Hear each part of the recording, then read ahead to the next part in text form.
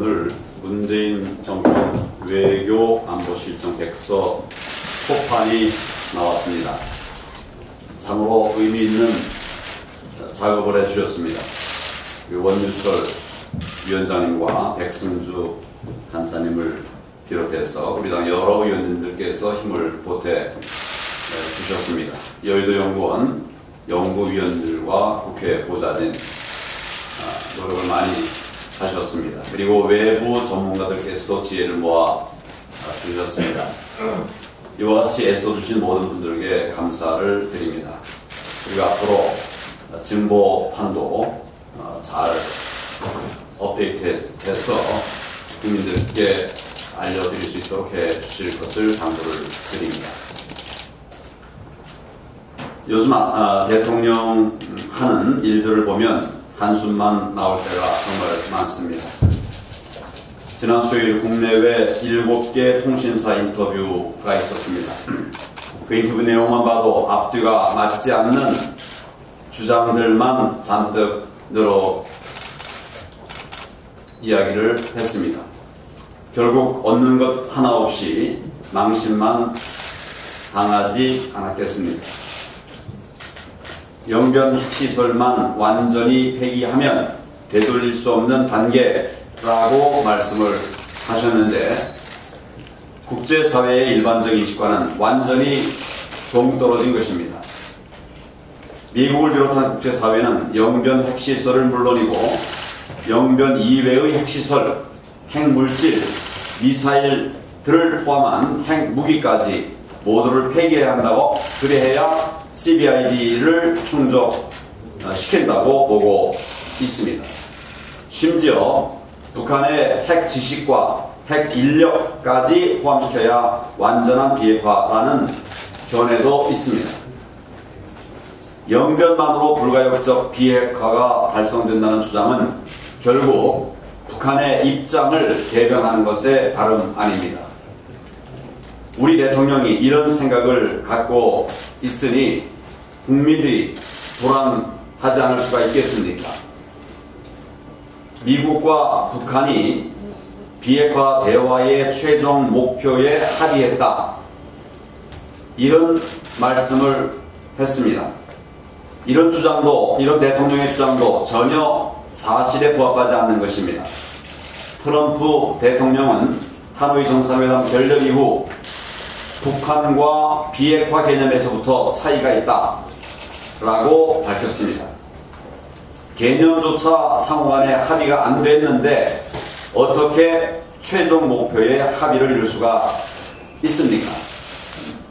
전 세계가 김정은을 못 믿겠다고 하는데도 김정은의 비핵화 의지를 믿는다는 말까지 했습니다. 문재인 대통령이 크게 오해를 하고 있든지 아니면 북한을 감싸기 위해 사실과 다른 말을 하고 있는 것인지 묻고 싶습니다. 이렇게 북한 변호인 역할을 자처하고 나섰지만은 결과적으로는 어떻게 됐습니까?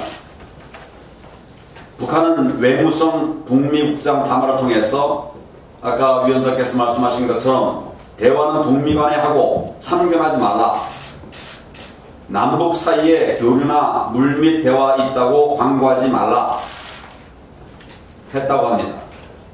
아예 대놓고 문 대통령의 발언을 부인하고 모독했습니다.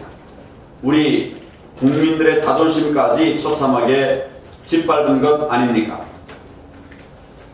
그런데도 문재인 대통령은 어제 시진핑 주석과 만나서 김정은의 비핵화 의지에 변화 없다, 이런 이야기를 또 했다고 합니다. 중국이 후견인 역할을 하고 우리나라가 보증인이 돼서 대북 제재 완화를 도우려는 것 아니겠습니까?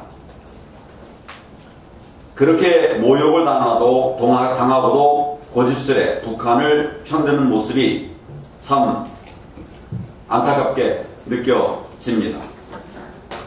이렇게 외교는 대북 제재 완화에 올인하고 안보는 김정은의 선의만 바라보고 있습니다. 그러니 우리 외교도 안보도 모두 엉망이 될 수밖에 없습니다. 한미동맹을 비롯한 4강 외교는 수습이 불가능해 보일 정도로 무너지고 망가졌습니다. 북한 동력선이 동해바다를 57시간이나 누비고 다녀도 아무도 모를 정도로 안보나 국방에도 큰 구멍이 뚫렸습니다. 이 정권 앞으로 3년 남았습니다. 남은 3년 동안 이렇게 계속 간다면 대한민국의 생존까지 염려스럽지 않겠습니까?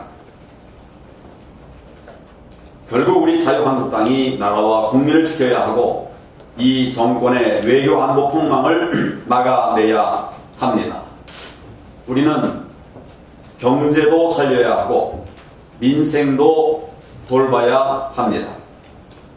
그러나 국가의 생존이 걸린 외교 안보만큼은 결코 한 걸음도 물러서서는 안 되는 것입니다. 저부터 앞장서서 최선을 다할 생각입니다.